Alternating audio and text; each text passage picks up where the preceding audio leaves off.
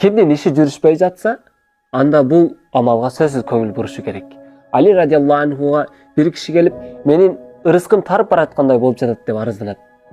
Анын эмне себептен экендигин билгиси келген Али радиаллаху анху ага суроо узатат. Сен бирөөнүн калем менен жазып жатасыңбы дейт. Жок.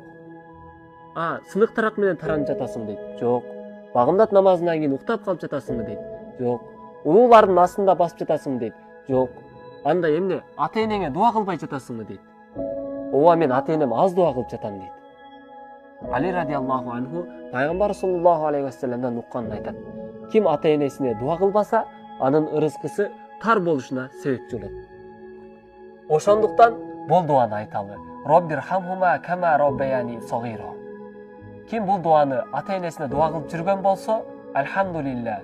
Эгер дуа кылам деп ниет кылган болсо, иншаалла деп комментарийге сөзсүз жаза кетиңиздер.